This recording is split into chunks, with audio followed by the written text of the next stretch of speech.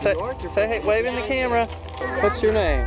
Pay attention to these children. They are just two of hundreds of kids who were reported missing by their parents between 1993 and 2001.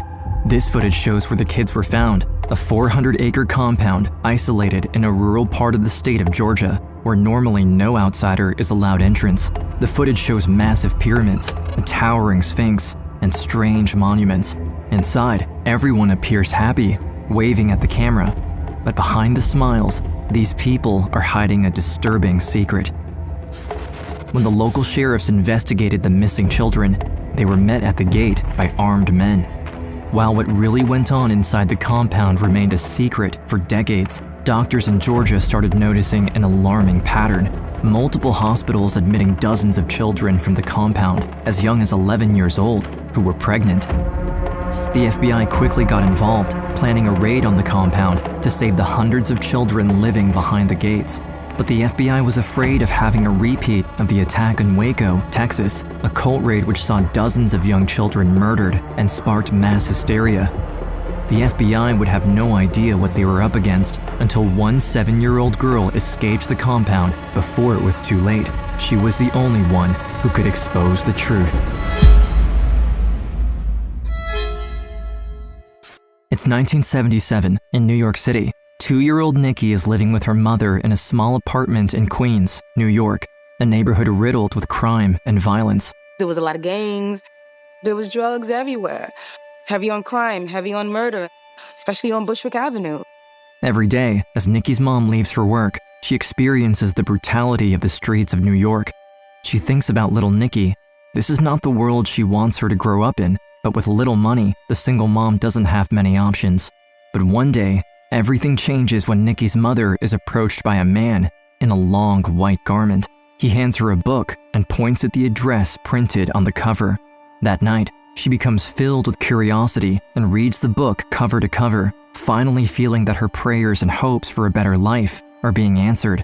Immediately, she decides that she will visit the man the next day. As she walks down the street, she proceeds with her usual caution, but as she approaches 717 Bushwick Avenue, she feels the air around her begin to change. Slowly, she hears the faint sound of a choir singing. As she walks in, she sees children laughing, playing, and running around freely in beautiful garments. She comes face to face with an entire community, a community who preaches about their struggle while lifting each other up. After this first meeting, a new routine starts for the young mother. She begins attending the gatherings regularly, finally finding a place that feels like home. Slowly, the streets of New York feel safer with the help of this new community, and as the years go by, Nikki's mom starts to change. She finally sees a future for her and her kids, one that is hopeful and full of possibilities. Nikki, now 7 years old, starts to become more and more aware of her mother's faith, and for the first time since her mom's discovery, she tags along to a sermon with her. Nikki's mom watches her daughter as she enters. Seeing her child carefree and surrounded by such peace and joy brings tears to her eyes. Behind this safe community is one man who made it all happen. It's charismatic preacher, Dr. Dwight Malachi York.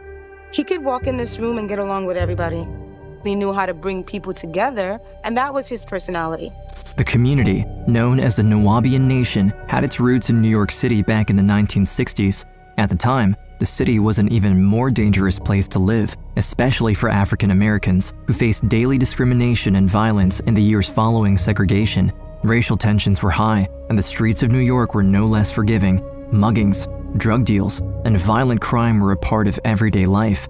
So for many, the new community offered more than just a spiritual and cultural liberation. It was a safe haven for Black residents in New York and across other cities along the East Coast. For people of African descent, our history, our culture were literally severed by slavery. So who are we? Here comes Malachi York and says, oh, I have an answer to that. You are the original man, the Asiatic black man, the maker, the owner, the freedom founder, the father of civilization, and God of the universe. And York says, well, why can't we have our own communities that are consciously planned for people of African descent? And if you're not black, you don't belong in this room. All right now. It's a black thing. That's right. York was an accomplished speaker who spent decades building this community. He often spoke about fighting for Black Americans and had ties to the Black Panther movement. On the side, he was also a musician, producing his own smooth jazz, funk, and disco records. He was an artist, an activist, and most importantly, the leader of the Nuwaubian Nation. His message of self-empowerment and strength only grew stronger into the 80s, and that's when, in 1986, Nikki's family takes a big leap of faith. At just 11 years old, Nikki officially moves into the compound in Bushwick, New York. Along with her 2 younger siblings, she's promised a roof over her head, protection, and the assurance of a better, brighter future. It was an exchange from the hard knock life of being on the streets to moving into a community that was completely secured and protected by our own people. But with their new lives come new rules, new customs, and ultimately, a completely new way of life. My wardrobe changed, how we ate changed. We would study the Quran. We learned Arabic from Arabic teachers. The spiritual leader is particularly fond of Nikki and her siblings and makes sure they're well fed, properly dressed, and kept entertained. He pays them close attention, greeting them warmly, checking in on their well-being, and ensuring they're included in community activities. For Nikki, the attention feels comforting, special. In a way, she's found a new father figure to look up to, someone both protective and powerful. A little after I joined the community, my mom became one of his wives. That meant I was one of his children, and I looked up to him. That's my dad. Dr. Malachi Dwight York is the center of the Nuwaubian Nation. He is revered as their leader and their savior. He is the provider of safety and hope. By this point, there's over 1,000 members, and their community center in Bushwick is becoming increasingly crowded. It comes to a point where it's clear to York that they've outgrown the city streets, and a new chapter needs to begin. A physical state with our own passports and our own tax system. I'm talking about our own nation, where no one tells us what to do but us. Dwight York decides to build a new home for his congregation, and it will be over 900 miles away from New York, in the rural farmlands of Putnam County, Georgia. We're driving cross country. You see the rural areas that we weren't accustomed to seeing. We pulled onto the property and it was just open land. It was amazing. The property was out in Putnam County in a very rural area, a little over 400 acres. Isolation was very much a factor. They were coming to Georgia. They were going to form their own nation, not subject to the laws of the United States. Before York starts building in Georgia, he decides to fully overhaul the Nuwaubian Nation doctrine, drawing from different cultures, religions, and mythologies from around the world to create a new identity for his community. He makes drastic changes to his appearance in his quest. One moment, taking on a Western persona, donning cowboy hats and boots. Next, he claims to be an extraterrestrial being called Yanun, and even going as far as calling himself Chief Black Thunderbird Eagle while wearing a feather headdress. He moves from one identity to the next until he lands on the perfect one that will define the new Nuwaubian Nation. York gathers his followers for a sermon. There, he proclaims the true origin of the Nuwaubians, that they are, in fact, descendants of ancient Egyptians from a different planet. His loyal followers welcome their newfound identity and quickly get to work. They begin building. A massive sphinx head is erected, towering over the previously abandoned farmland. Artists are hired, murals are painted, and before long, dozens of elaborate structures and several large pyramids begin to take shape. With each new structure, the place transforms into something so bizarre and theatrical, drawing more and more attention from their neighbors and passersby. Dwight and his followers name it Tamaray, Egypt of the West. If you were coming into Putnam County on Georgia Highway 142, all of a sudden there are pyramids out there in the middle of a cow pasture. It was very unusual. Have you seen their property out there? Oh, I've seen it. What do you think? I think it's kind of strange. Though the neighbors are confused by the strange new community, the compound isn't disruptive. The grounds stay tidy. There's no noise and no trouble. It's strange to look at, yes, but it appears harmless. But the truth is not what it seems, and what's really going on behind these walls is far more disturbing. 2 years after joining the Nuwaubian community, Nikki finally feels settled in her new home. But then, one day, one of York's wives finds Nikki alone on the grounds. She calls her over urgently, leading her to a private room, and that's when the woman tells the young teenager something she never expected.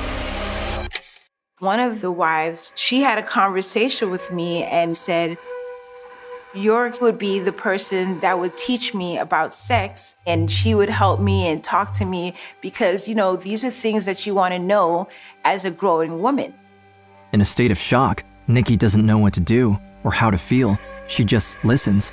Maybe this is normal, and every other young girl in the community gets the same talk from Dwight York as part of his teachings. After all, he is the respected leader, the prophet. One of the things that he told us is the person who takes your virginity, that's the person that you're always going to be connected to and loyal to.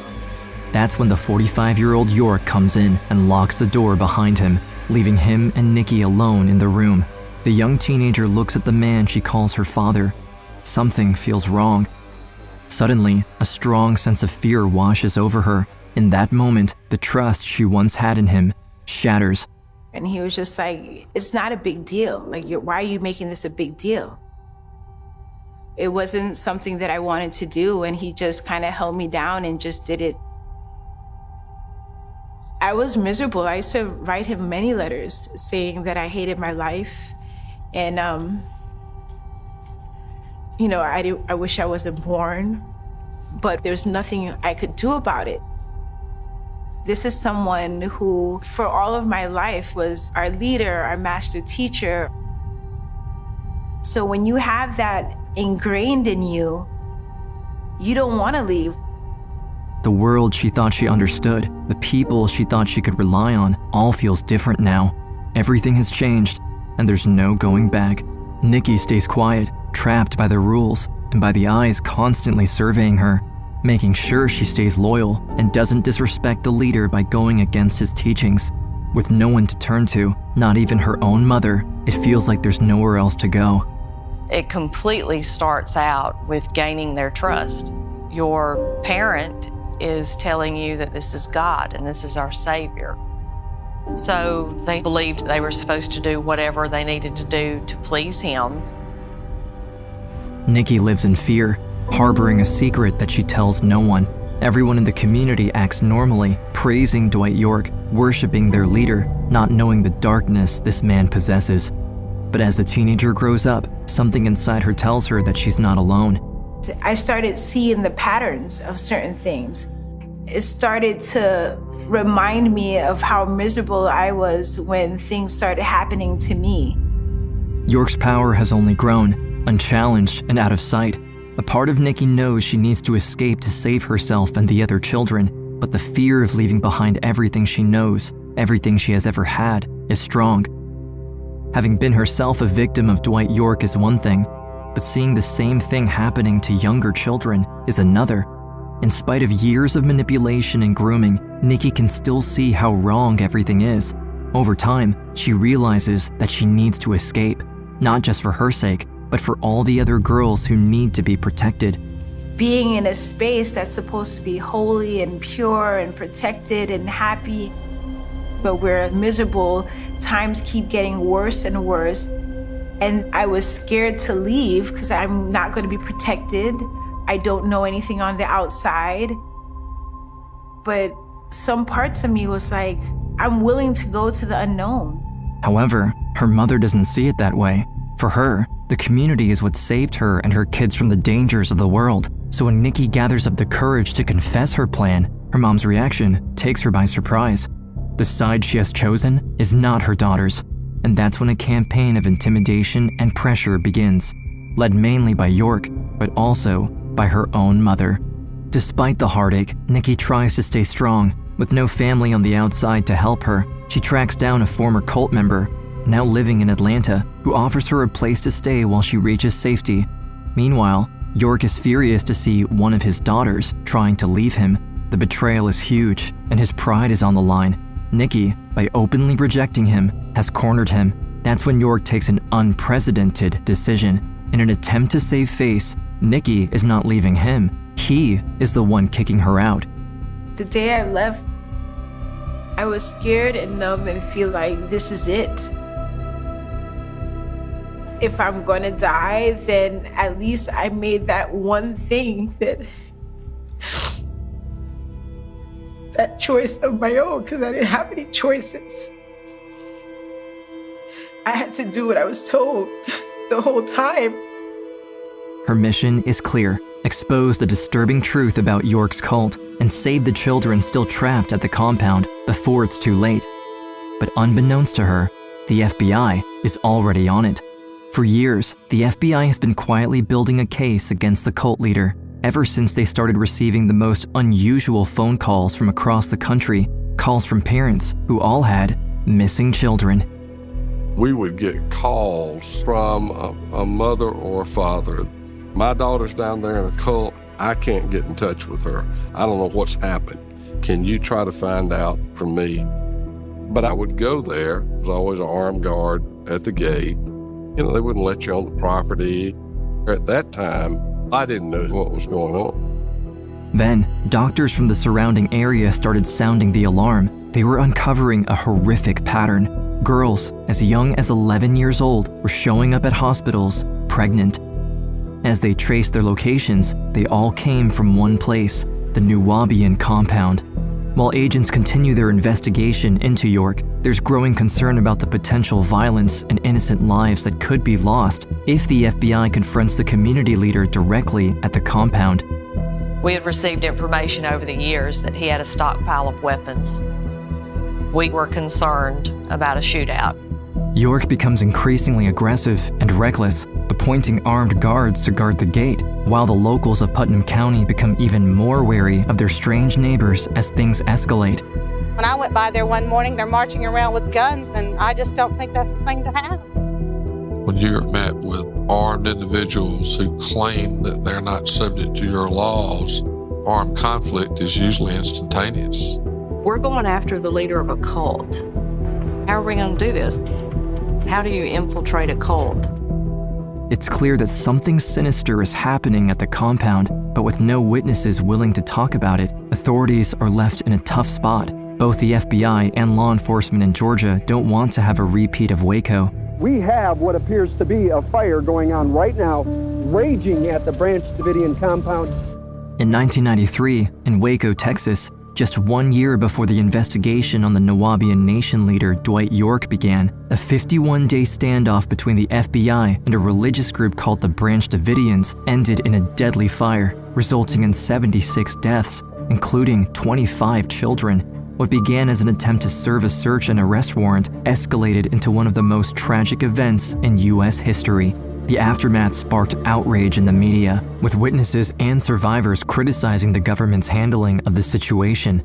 Now faced with the same fear, authorities are deeply concerned about how to handle their investigation on York.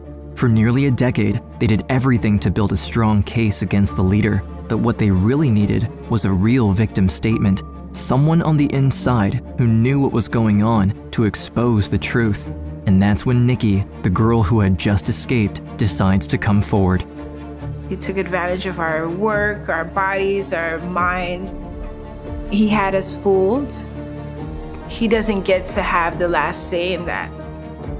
Finally, with the survivor on the record, authorities have enough evidence to make their move. On the morning of May 8th, 2002, Sheriff Sills and an army of over 200 deputies, U.S. Marshals, and FBI tactical agents get ready to bring in Dwight York.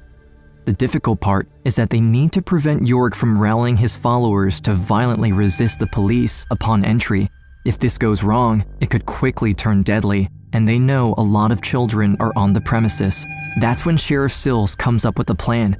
The first step will be closely tracking Dwight York, patiently waiting for him to leave the compound before the raid. The FBI had him under surveillance on the ground and by air support. Hours pass. The authorities wait in silence, in fear of what comes next. Finally, the gates of Tamaray open. They spot a sleek, black car leaving. The FBI agents start following it, doing their best not to get spotted. We learned from radio communication that his vehicle had pulled into a parking lot of a grocery store. The SWAT team was there and the arrest teams. Our job was to make sure we could identify him. FBI agents hold their breath, waiting for the car door to open. As they wait hidden in the parking lot, hoping Dwight York has been the man in the vehicle this whole time, one miscalculation could risk the entire operation. If it's not York, they can't risk the leader discovering that they're coming for him while still protected at the compound. Then, the car door swings open. A man exits from the back seat. The surveillance team confirms it. It's Dwight York walking out of the car. Now is the time to strike. The agents make their move just as planned. With meticulous coordination, they quickly move out of unmarked vehicles, approaching York, who, surrounded by a swarm of armed agents, finally has nowhere left to run, and the team makes an arrest. Now, it's Sheriff Sill's turn to complete his mission. He swiftly leads a convoy with dozens of local and federal officers into the gates of Tamaray, but not without caution. Hundreds of innocent children and their families live on the grounds. Despite anticipation of resistance and retaliation, they enter without force through the main gates. As the deputies swarmed in, we created a big perimeter. The raid was a show of force involving hundreds of local and federal officers. After years of fear, secrecy, and abuse, Tamaray finally comes to a quiet end. The operation is successful and without any violence. I remember thinking, you know what? We are going to prove this case. We are going to get some closure for so many victims. Now, with York in custody and the Nuwaubian compound disbanded, Putnam County law enforcement continues building their legal case against York with the FBI. For nearly 2 years, they gather more witnesses, expert testimonies, and countless pieces of evidence. York absolutely did not want to go to trial because all his secrets would come out. At the beginning of January 2004, Dwight York's trial begins. He faces charges for several counts of child abuse, rape, racketeering, conspiracy, and tax fraud. While York sits in the courtroom finally facing accountability for his horrific crimes, the survivors sit together, hand in hand. Among the survivors is Nikki. She looks at York. He is no longer the self-proclaimed god and prophet she once knew. To her, he just looks like a regular old man, his hair turning gray and his body appearing frail in an orange prison jumpsuit. I hadn't seen him in 3 years, and actually it was kind of liberating because I felt like he can't tell me anything. He can't make me do anything. That was the first time of me getting my power back. Nikki stands with her head high, nervous, but with strength. She walks toward the witness stand to testify against the man who once had so much power over her. One witness would lead to the next in terms of identifying victims. And in the end, we identified and interviewed at least 40 victims. After 3 weeks of testimony, on January 23, 2004, Dwight York is found guilty on 11 of the 13 counts and sentenced to the maximum penalty. Among the litany of state and federal charges against him, York pleads guilty to 74 counts of child molestation, the interstate transportation of minors for criminal sexual activity, conspiracy, and racketeering. York is currently serving a 135-year federal prison sentence on lockdown for 23 hours a day. He has exhausted all of his appeals, and that's where he will remain. Justice had been served for these victims. What that sentence does too is assures these people that they can now walk with their head high, pursue their dreams. After York's conviction, Nikki moves to South Florida with a new lease on life. There, she pursues her GED and finds her passion as an artist with a mission to serve the community and empower others. In 2015, Nikki starts an organization called What's Your Elephant, which uses the arts as an avenue to challenge social norms. For the last 20 years, Nikki has positively influenced her community. Dwight York called himself a leader, but Nikki actually became one. He had us fooled. He never cared about us. He took advantage of our work, our bodies, our minds. Now that he's in prison, he's living how he forced us to live while he took advantage of us. He doesn't get to have the last say in that. Her strength to stand up for herself and for others hasn't gone unnoticed. In 2004, after testifying against York, she received the Louis E. Peters Memorial Service Award, the highest civilian humanitarian award in the U.S. Through her determination to turn her pain into purpose, Nikki continues to work with underserved communities, supporting them to speak their truth and share their stories. Today, she stands as a true leader, proof that even in the darkest chapters, healing and purpose can emerge.